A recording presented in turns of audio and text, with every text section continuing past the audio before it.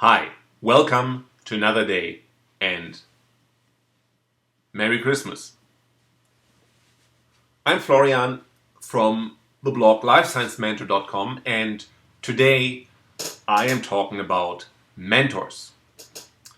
And the, uh, the topic today is basically to think about people that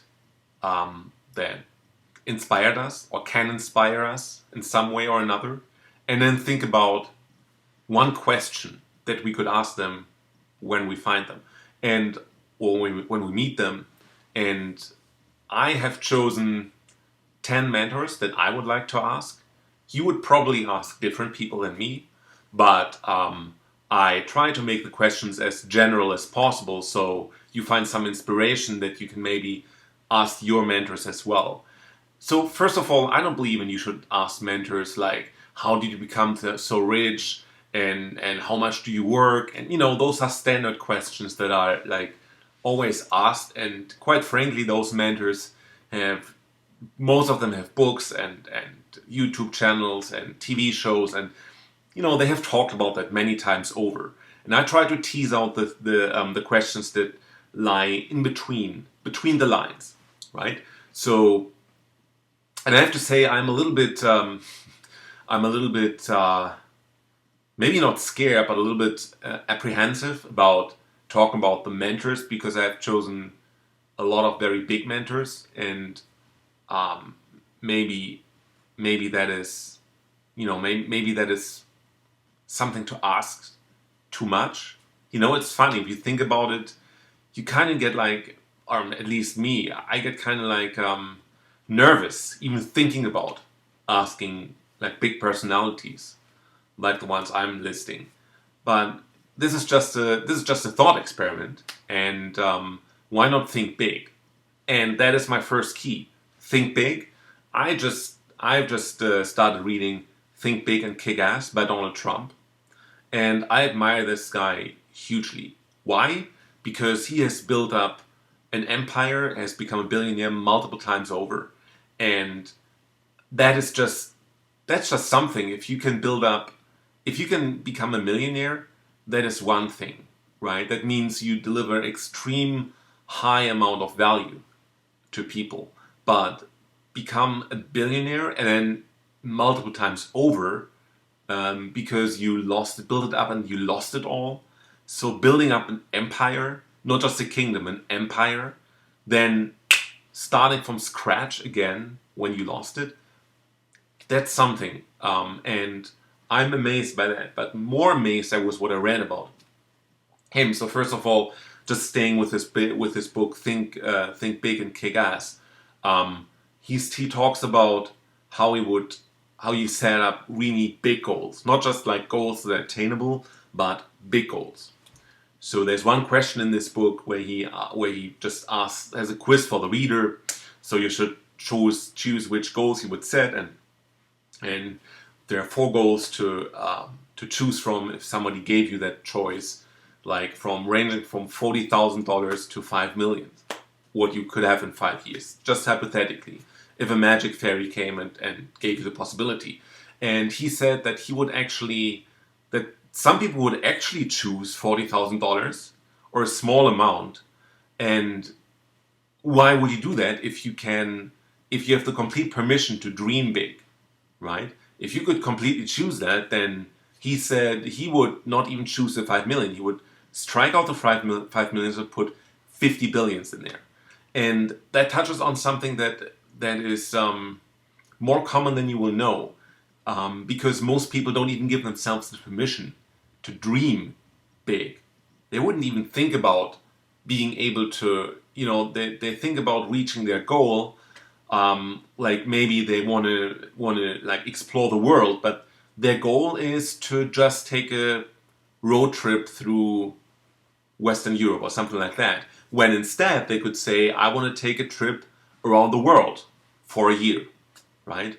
Or they start having these dreams. Maybe even they want to walk the Appalachian Trail, right? That's one other goal you can have, and then they kind of settle. They say, well, that's too much preparation. And no, I mean, we have some hike to the local mountain. Well, that's good and great to have some hikes, but the original goal was much larger. So I think it's really difficult if we're not used to think in those big dimensions. We automatically sell our own dreams too small, and I think that's really tragic. So I would like to learn how to really dream big, with money possibly, but it can be any other area in life as well, right? Whatever you want to do, think of doing the best you can. Think of getting to the best position where you could ever be. And the second point in that book was, you gotta love what you do. Not do what you love and the money will follow. I don't believe in that, but love what you do. You have to be able to do something that you can love. Don't do what you really love to do without realizing whether there's a demand for the product or the service you're doing. But whatever you do, you have to be able to love it. If it completely bores you, then you will likely not put it into motion. So those are two things. Think big and love what you do. And here's my exact question. So if I love what I do, what exactly drives me to achieve a big goal? If I really love what I'm doing, I'm happy. If I originally want to walk the Appalachian Trail, or sail around the world, but then realize it's already fun just taking a walk around the block, to contrast that with a very small doable step.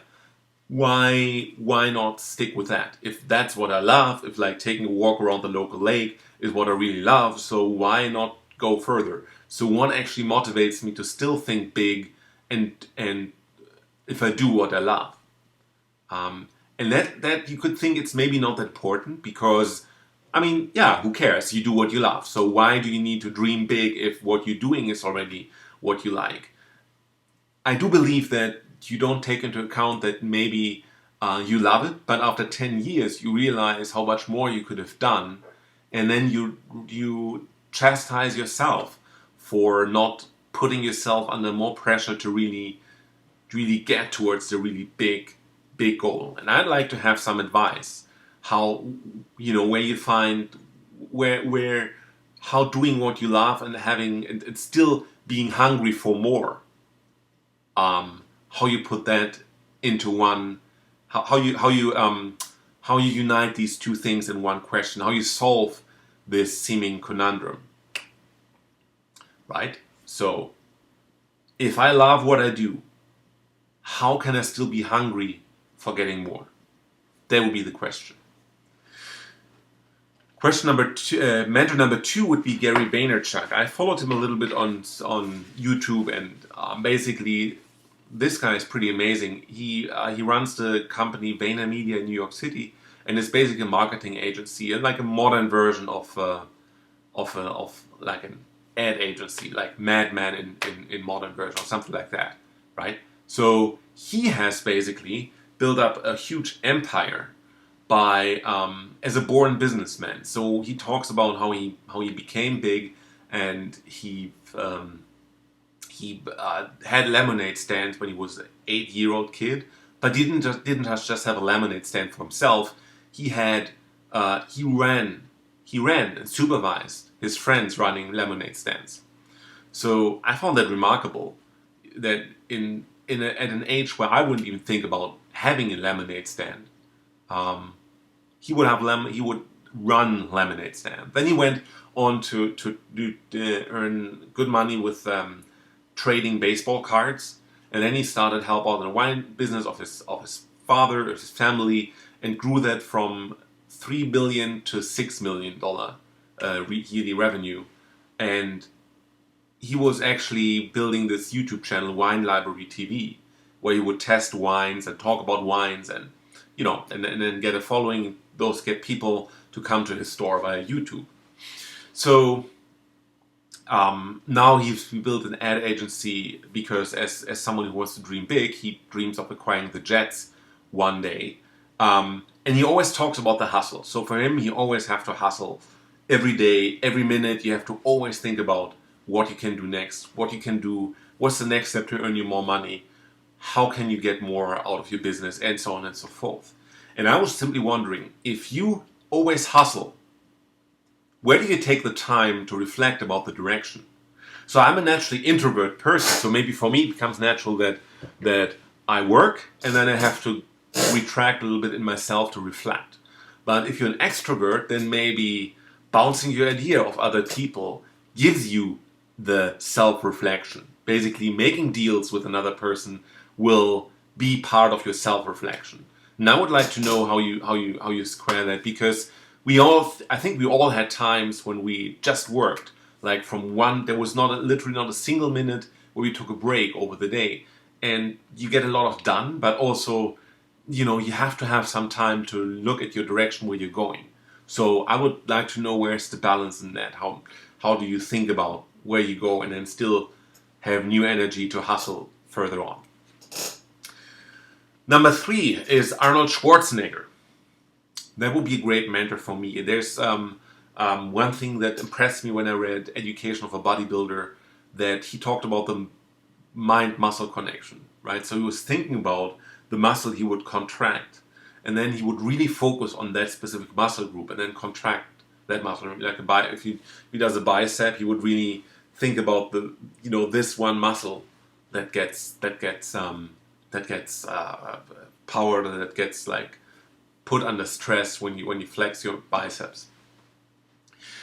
But he also has been a very successful businessman. So I was wondering, is there an equivalent to the mind-muscle connection in bodybuilding towards the, I don't know, maybe you call it connection between goals and execution in business? Is there any lesson from bodybuilding that he took, that he used directly to build up his own business or his multiple businesses? That's what I would ask him. Potential mentor number 4 would be Pat Flynn. He has this website, Smart Passive Income, where he basically talks about like help for online businesses, like how do you run an email list, how do you run a podcast, how do you run efficient ads, how do you monetize your website, and so on and so forth. And he made he's one blogger who can live from blogging, because when he started in 2008, I think he got like $3,000 per month or something like that. So he may have already had a different website before, but now definitely he has at $120,000 per month regularly. He publishes all his income reports. So yet he, at least, I mean, you can see on his photos that he's a family man, 2 kids and a wife, and he gets that all squared with earning $120K per month. So my question to him would be, how do you make sure you're always focused on the essentials and execute them in the most efficient way possible, right? So basically, you have to focus on the essentials, and you also want to execute them very efficiently. So how does he do that?